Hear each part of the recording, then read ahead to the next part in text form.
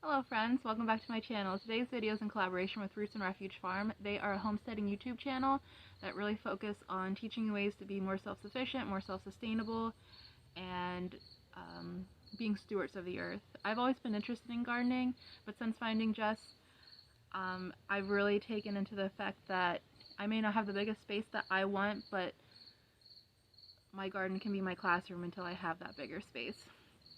So today we are going to go over book recommendations. These are the books that I find helpful for the now and things that really make me eager for the future. Just learning, having that knowledge for whenever my classroom does extend to those things I'm interested in, like chickens. So I'm going to start off with the tried and true books that should be in every homesteader's collection who are canning their own food. And it is these two ball books. They go over many water bath canning, steam bath canning, and pressure canning. I've really started getting into more pressure canning, so these books have been very helpful. Now, these recipes, a lot of them can be found online. If you do not have the books, you can just write them down and keep them in your own recipe book. And also there's a website that has a lot of fact-checking, and that is Healthy Canning. So they have by the book recipes, they cite where the recipe came from, and they also are very helpful in the comment section where like people are asking, can I substitute this or that? Like, they're very by the book, and I think they're a good trusted website if you don't have the books or can't afford the books. So when it comes to looking for homesteading books, you know, this recommendation list is going to be great, giving you opportunities to see what help other people. But another place that's really useful and resourceful is going to your local library. I borrowed this book a few times from the library, and I actually bought it to have on my own shelf, and it is the Backyard Homestead, Grow All Your Produce on a Quarter of an Acre.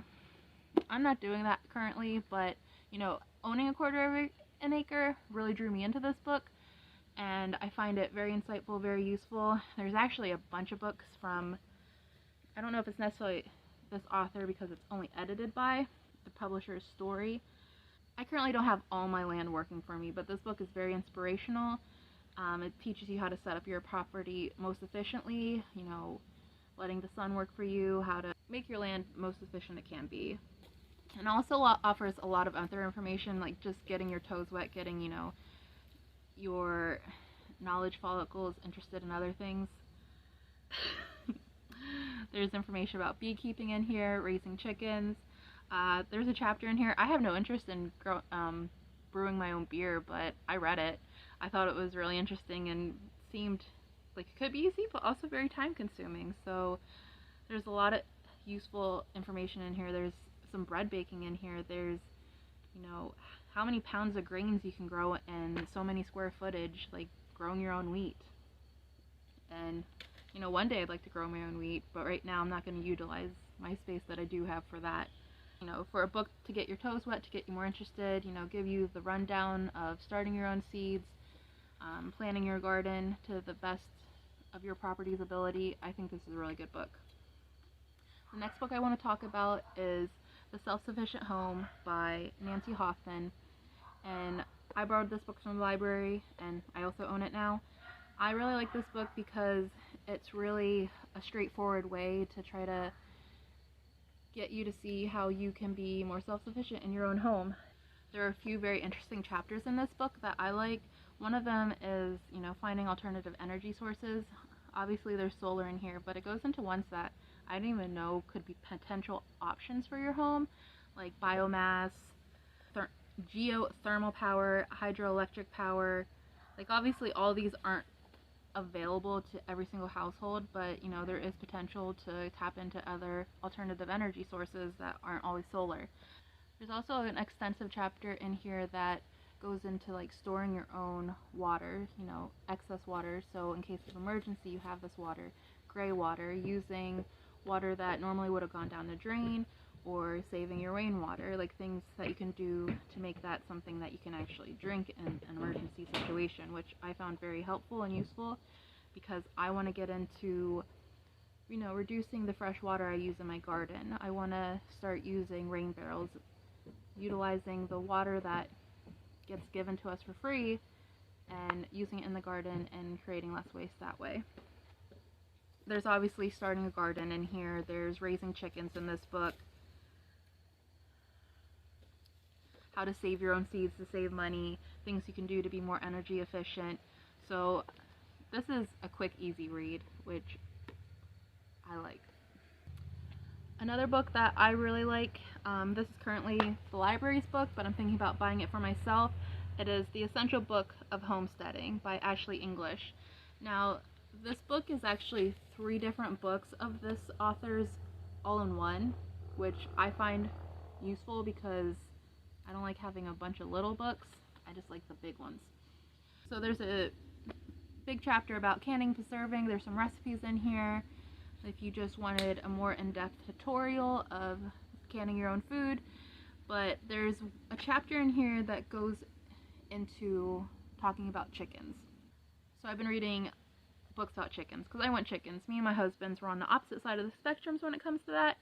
So I don't know if I'll get chickens at this property, but if we would move to a bigger location, I'm fighting for the chickens. So there is a lot of information about chickens in this book that I found very useful, very beginner friendly. Going over like just the basics of what a laying bird is versus a meat bird, hybrids versus obviously non-hybrids. And it really goes in and takes an in-depth look at the different types of breeds there are concerning the size they are, the color of their eggs, what types are more docile, what types are, you know, a little more aggressive or flighty. And it also kind of takes a look at some breeds that are in, you know, critical low populations. There's also other subjects in here that if you have a cow or, you know, interested in making your own dairy products, there is lots of recipes to change your milk into other things. It goes into explaining pasteurization, ultra-pasteurization, why milk is pasteurized, and then there's lots of recipes on making cultured butter, using the byproduct of butter, which is buttermilk, and yogurt making. So I don't really have much aspirations to make different milk products, but if push came to shove and that's what I had to do, it's nice to have this information.